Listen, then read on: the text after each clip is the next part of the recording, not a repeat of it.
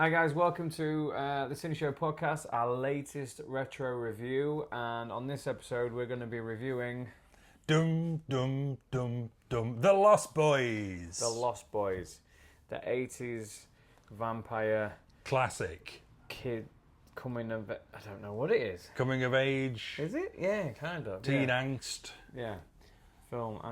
So Shall I give you the rundown? I want me Google synopsis if that's all right. Google synopsis. Oh God, I didn't start the music. Don't start the music. We don't need the music. No, we don't need it. You're all over it. There'll be a slight cut here, Jamie. Does any drink company want to sponsor us, by the way? Just putting that Energy out there. drinks. Any local drink company want to sponsor us? I like Tizer. Do they still make Tizer? I don't know. Right, synopsis for The Lost Boys is Lucy, along with her two sons, Michael and Sam, moves to a small town in California. Soon the two boys are sucked into the mysterious and dangerous world of bikers, vampires, and vampire hunters. Let's take a look at a trailer.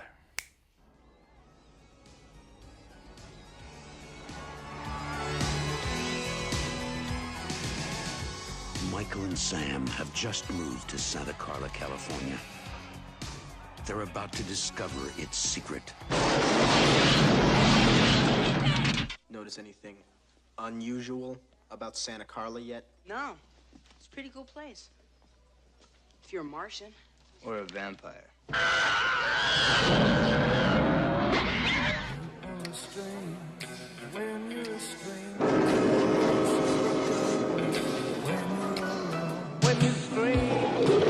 So where are you? The flying nun?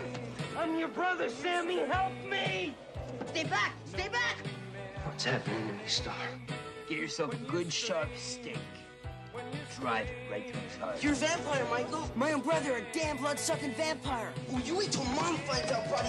When a vampire bites it, it's never a pretty sight. Michael, they're coming! Oh, shit!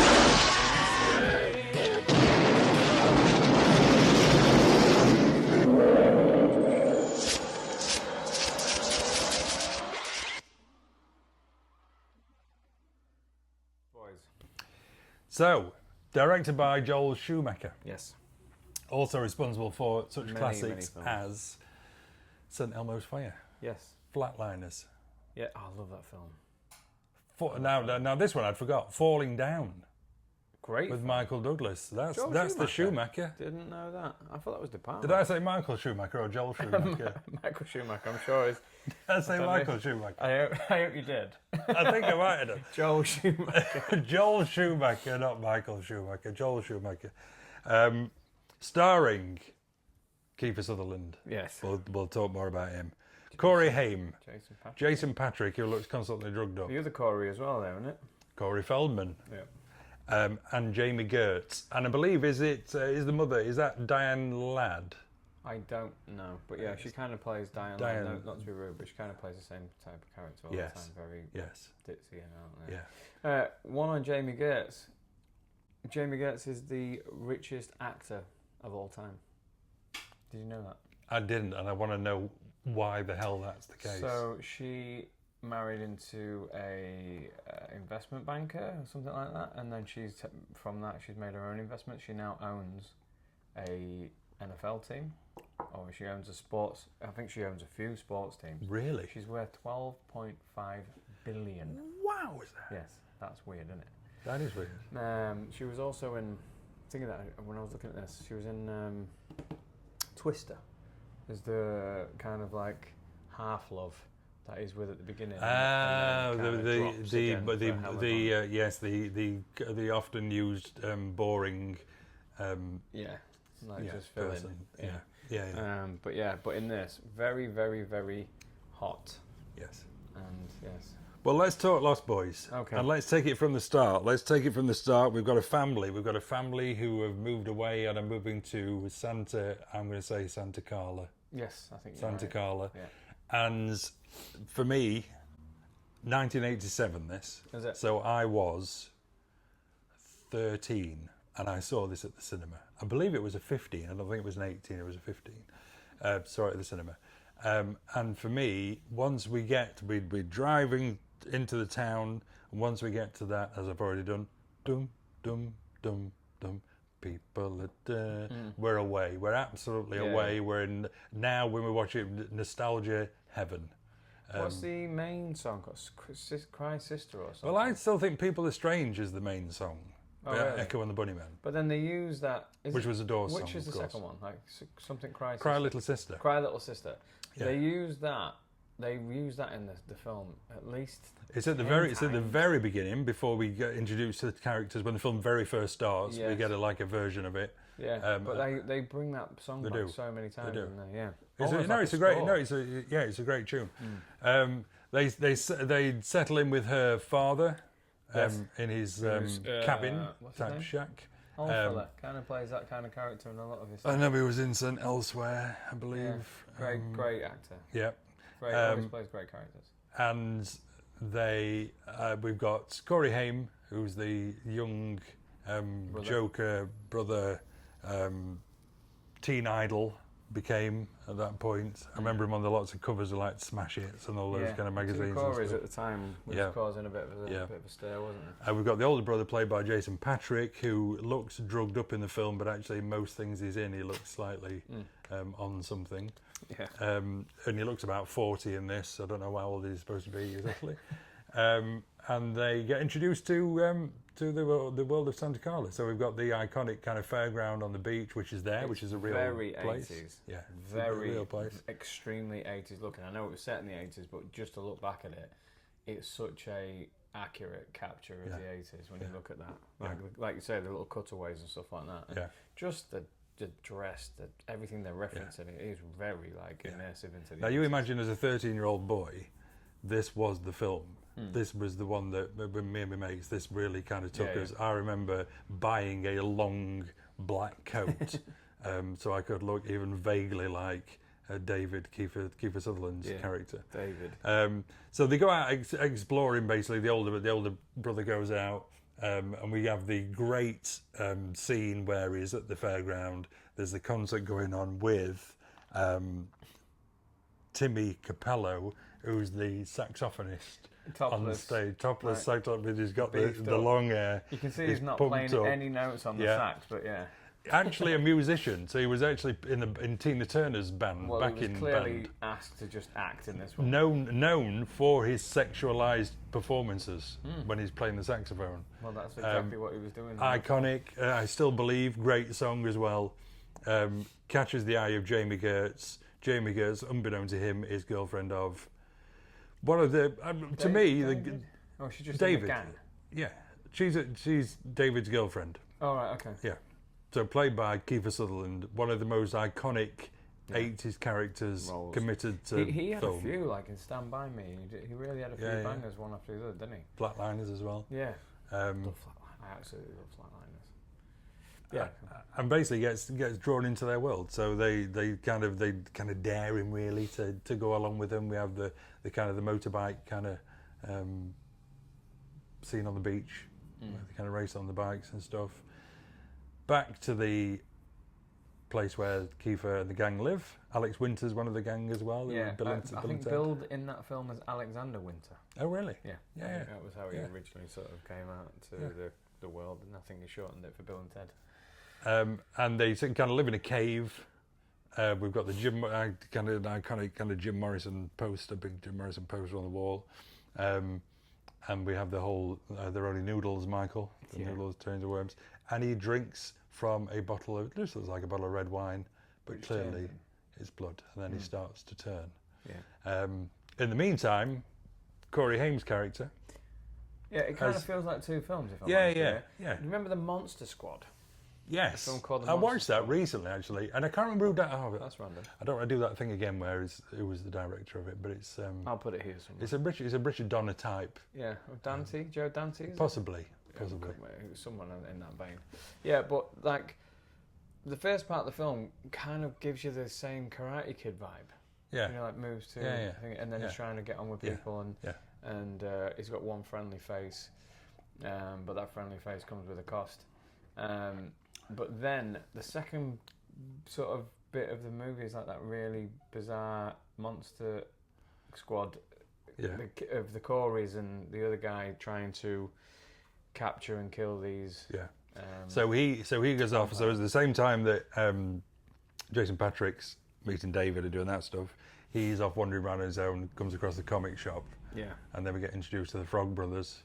Yes. Which Corey Feldman is doing a very weird voice. Yes. It's like really aggressive. Down like this for some reason. And yeah. after when you meet him for the first scene or something, it's quite funny, but he does it for the whole film. Yeah. And it's a bit weird. Yeah. So he's chatting away with them. There's a bit of kind of who's got the biggest dick when it comes to knowledge around comics and stuff. And then they start to talk about vampires and how real it is, and he kind of dismisses it and says, "You're talking a load of garbage." And then don't they kind of at first misplace the guy who's trying to date his mum as a vampire, but then it actually turns out that he is. But that comes something like that. They're trying to out this guy. Yeah. So he's got the video shop. Yes. Yeah, and in the beginning, David and the gang, the Lost Boys, come into the shop and they're kind of fiddling around with stuff. Something like that. Yeah. She's asking for help. That's it. She's asking for a job, and you think he's being preyed upon basically by them. He then goes off with them. They all hang from the thing. They all drop off. He drops off. You get that kind of. I think he's asleep, and then he's at the ceiling or something. He's like asleep, and he ends up going to the ceiling. Yeah, no, he falls, and we follow him from above. No, when he wakes up. Yeah, and then he wakes up, and it's him hitting the bed. Yeah, but then there's a scene where he's asleep, and he wakes up. Oh yeah, that's where he starts. Yes, when he starts to turn. Which is quite cool. Yeah. So and his brother sees that. Yes. And so it says, Michael, you're the undead. Yeah, and then obviously that alerts his monster squad, his Frog buddies Brothers, who want to kill his brother. Yeah. And it's just a bit of a route from there. What's your opinion on it story-wise? But it's an hour 40 minutes, so it's a good run time. You see, the problem is I absolutely love it. So I don't tend to think of the story because I've seen it that many times. It just works for me. It's very straightforward. He gets in with the guys. They realise the vampires. They've got to basically kill the vampires. There's nothing much else to it. No, and that's my critique of it. Yeah. So if as a narrative, it is so wayward, it's unbelievable. It is just like throw the shit on the floor. It's like a Scrabble board. Throw whatever down on the floor. We'll just make a story out of it. But I love it. So my opinion of it is pretty much that it's more cult and style than substance. Because the acting also leaves little to be desired. I think when you watch it back again, there's a lot of acting that's very much of like the telenovela type stuff. But it's just cult. It's just tapped into something in the 80s. Yeah. Music again plays a big part. Well, the music, that was again. We talked about this in episode 3. The music was a lot of the music was for the film. So obviously the cover of The Doors' "People Are Strange," like when the Bunnymen did for the film. "Cry Little Sister" was done for the film. Yeah. I have to say, whenever I get the original pressing of the album in the shop, I have a queue of people waiting to get it. And unfortunately, it has the most boring cover to any sleeve of any album. It's literally just the artist listed on the front in white. So it's not this. And it's not the better poster, the really good poster, which is the black one with Kiefer in the middle and the fairground underneath with the two characters, which appears weirdly on the 12-inch single, and the 7-inch single is that but not on the album. Great thing, but not on the album. Oh, that's weird. Yeah, I mean, so like when I look back at it now, in the days I loved it because it just like I think we all did. Like the other thing was about films. Didn't used to come out as often as they do now. So you would watch a film and watch it again because it was something to do. You'd watch that film again and you'd get to know everything about that film. Nowadays, everything's so throwaway, it's unbelievable. Even things we'd consider to be good, you've got to ask yourself, would you watch them again? And the answer is probably 9 times out of 10, it's probably not really. And I think it was for a certain demographic. it was for teenagers. I remember my parents watching it, and I think actually talking about Diane, if it is Diane Ladd, Diane somebody, that was the Got to stop yawning. the reason they watched it, because she was in it, but they didn't like it. Now, bear in mind how much I loved it. So I basically, when it came out on VHS, I said to my parents, "Oh, you got to watch this. It's really, really good." And they said, "Oh, she's in it. We know her from so and so. We'll give it a watch." But they really didn't like it. I think it was very much adored by kids and probably not picked up by adults. For me, it's a film that I will always watch, regardless of like what I think about like the story being a bit mental and the acting being a bit off. I love it. I absolutely love it, and people love it as well. Like, it's got like that. Everything we call like Rocky Horror, things like that. It's got like an attachment to it where they want to go and dress up and they want to go and do this and that. Like I said, the music and that just like of that generation, it was just hit because so many other films from that generation they tried a lot of. Then it spawned a lot of like teen vampire films, which didn't really resurface again until Twilight. Yeah, well, the only other one I could think of at the time was Near Dark, which is I don't know. It's like Catherine Bigelow, who did Hurt Locker and Point Break and stuff. That was one of her first. Okay. And it's a really good vampire film, but it's a more serious vampire film. I'll tell you who's in it. Bill Paxton's in it. Okay. Lance Henriksen. It's a more gory, a more gritty. It's still a teen film. Yeah. But that's worth so watch. gore. I think there's actually some fairly scary bits in there. Yeah. For what it is, it like plays out like a teen movie, but there are a couple of bits in it that are quite scary. Yeah. I mean, when Kiefer Sutherland sort of like comes out as a vampire, when he does change. Yeah, but they're in the tree, aren't they? Sat in the trees, aren't they? Watching the tunnel bit where he grabs his leg and stuff, and the makeup's phenomenal. But I think there's just something about Kiefer Sutherland as well, the way he looks in that outfit himself. That's an iconic thing. Yeah. But yeah, so I'm not sure. You see, again, Kiefer Sutherland, a bit like Kevin Bacon, one of those actors that's just kind of in stuff, and you just accept, oh yeah, he's an actor, he's in stuff, but they often don't get credit for the range and much the charisma, that kind of magnetic pull. I mean, that character of David is absolutely adored. I mean, by I'm sure by young people now, he is. Who've kind of watched it since. He's super creepy, isn't he? Yeah, but cool as fuck at the same time. Yeah.